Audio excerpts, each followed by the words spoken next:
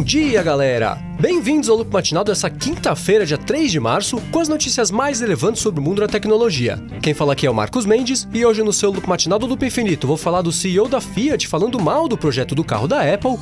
alugando o galpão que pertenceu à Pepsi para expandir o projeto automotivo, caso de Nova York entrando na defesa da Apple contra o FBI, ministro do Reino Unido comparando bloqueadores de banners à pirataria, Eric Schmidt integrando o painel de conselheiros do Pentágono, iOS avisando usuários de iPhones corporativos que eles são monitorados, habeas corpus tirando o vice-presidente do Facebook da cadeia, bug do WhatsApp no iOS e Kanye West pego com a mão na massa no Pirate Bay. Vamos lá!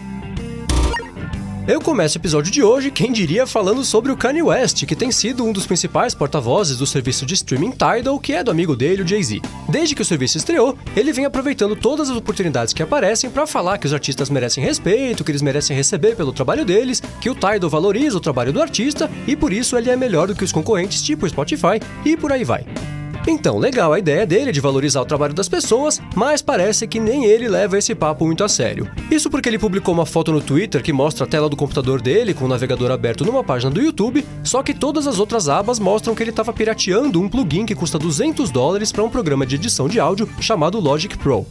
Uma das abas mostrava o nome do plugin, que é o Serum, outra aba mostrava o nome do Pirate Bay, tem uma outra aba que lista os arquivos do torrent, tem até uma aba do MacKeeper, que é um site que abre toda vez que a pessoa procura por algum torrent nesses sites tipo Pirate Bay. É claro que assim que o pessoal percebeu isso, o Kanye West foi alvo de uma infinidade de tweets e piadas, e até o músico Deadmau5 entrou na conversa xingando o Kanye West, mas a cereja do bolo foi um projeto de crowdfunding que fizeram para levantar os $200 para pagar o plugin para ele.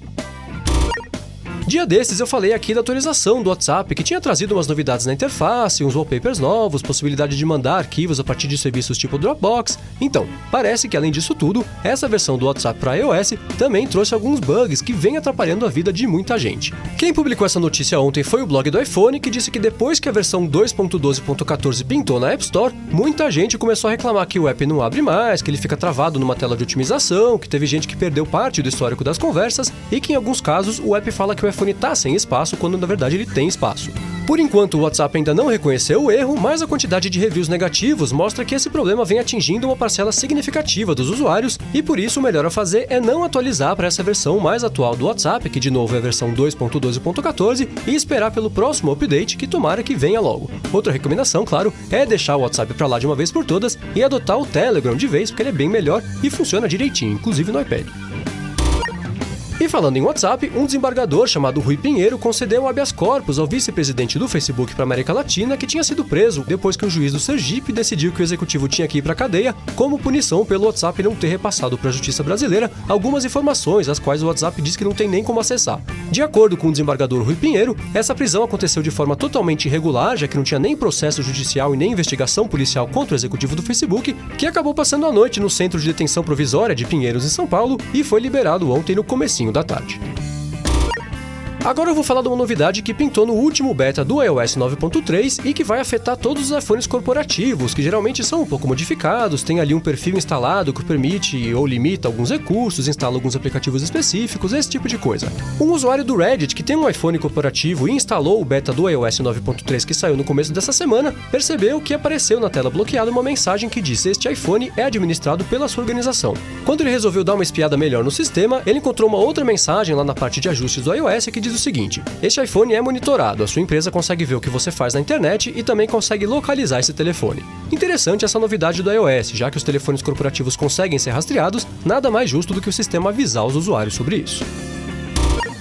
E falando em segurança e espionagem, ontem o secretário de Defesa dos Estados Unidos, que é um cara chamado Ash Carter, divulgou a informação de que o Departamento de Defesa americano vai formar um painel de conselheiros a respeito de inovação, composto por inovadores do setor privado, em especial gente do Vale do Silício, e esse painel vai ser presidido pelo Eric Schmidt, que é ex-CEO e ainda conselheiro do Google, que hoje é a Alphabet. Essa informação foi publicada no site do Pentágono e o press release disse que o objetivo desse painel é aconselhar o Departamento de Defesa americano a respeito de inovações e novas tecnologias que possam ajudar o Pentágono. De acordo com uma matéria publicada ontem pela Reuters, os membros do painel vão empregar a experiência que eles acumularam no Vale do Silício para permitir que o Departamento de Defesa desenvolva protótipos, crie produtos, encontre formas mais eficientes de analisar dados complexos e utilize serviços de nuvem e tecnologia móvel para compartilhar informações. Eles disseram que os outros 12 membros do painel, que vão ser liderados pelo Eric Schmidt, vão ser anunciados em breve.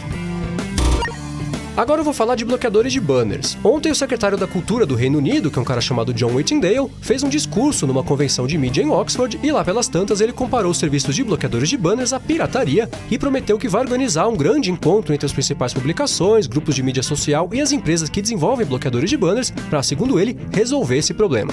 Durante o discurso dele, uma parte em especial chamou a atenção, que foi quando ele descreveu um bloqueador de banner como um serviço que recebe dinheiro para liberar alguns anúncios enquanto bloqueia outros. Apesar de existirem alguns bloqueadores mesmo, como o Adblock Plus, que fazem isso, o que sinceramente é um absurdo e totalmente desonesto mesmo, a maioria dos bloqueadores não fazem esse tipo de coisa. A maioria dos bloqueadores só deixa de abrir os banners, dando para o usuário a possibilidade de adicionar os sites que eles escolherem para uma whitelist, para só esses sites continuarem exibindo banners, o que do ponto de vista do usuário acaba poupando bateria, reduzindo o uso de dados e evita que ele seja rastreado enquanto ele continua contribuindo com os sites que ele mais gosta. Mas do ponto de vista do veículo, claro, isso representa um enorme risco, já que a publicidade é a principal fonte de renda dos sites que não cobram para serem acessados, que, por sinal, foi uma prática que o John Whittingdale não citou no discurso dele. Ele disse que há 10 anos a indústria fonográfica enfrentou um problema parecido com pessoas pirateando músicas e hoje os bloqueadores de banners representam uma ameaça similar à imprensa.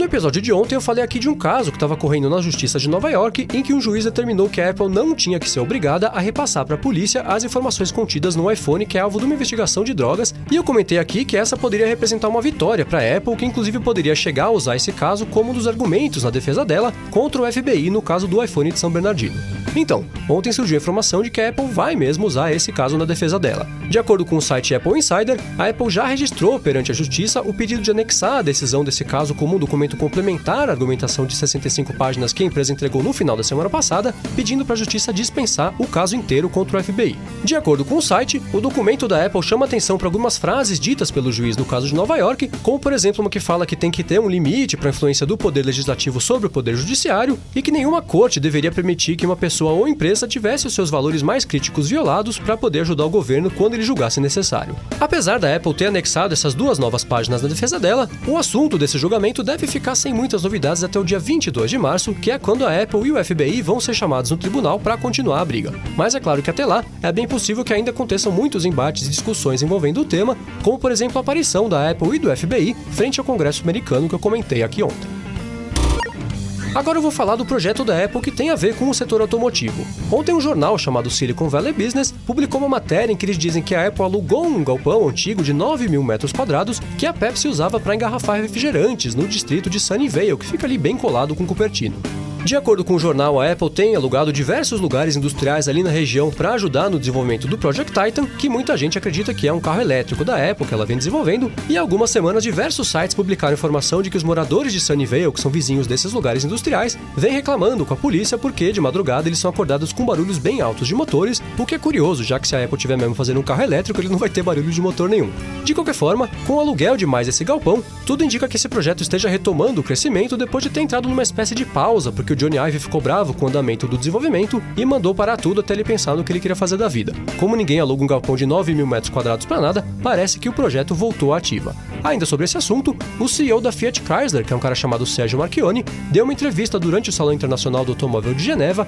e lá ele disse que a Apple não deveria fazer um carro inteiro só dela, mas sim colaborar com os fabricantes de carros que já existem, porque eles sim já têm a experiência e a capacidade de atuar no que ele chamou de um mercado muito complexo. De acordo com ele, abre aspas, sempre que a Apple sentir uma vontade incontrolável de fazer um carro, o que ela tem que fazer é deitar e esperar a vontade passar, porque doenças assim vêm e vão, mas você se recupera delas porque elas não são doenças letais, fecha aspas. Curiosamente, é mais ou menos isso que dizem por aí quando alguém está pensando em comprar um carro da Fiat, espera que passe. Mas falando sério, no final das contas, essa declaração dele é mais uma que lembra bastante a declaração do ex-CEO da Palm, que quando descobriu que a Apple estava fazendo o iPhone, falou para a imprensa que a Apple nunca poderia fazer um bom celular, porque ela não conseguiria simplesmente entrar nesse mercado e que as empresas de celulares já tinham ralado por muitos anos para aprender a fazer um produto decente. O negócio agora é esperar para ver se a exemplo do celular da Apple, esse carro vem mesmo.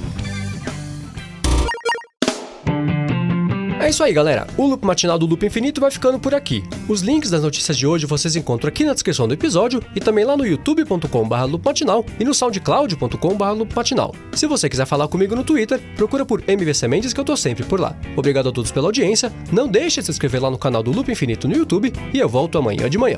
Falou!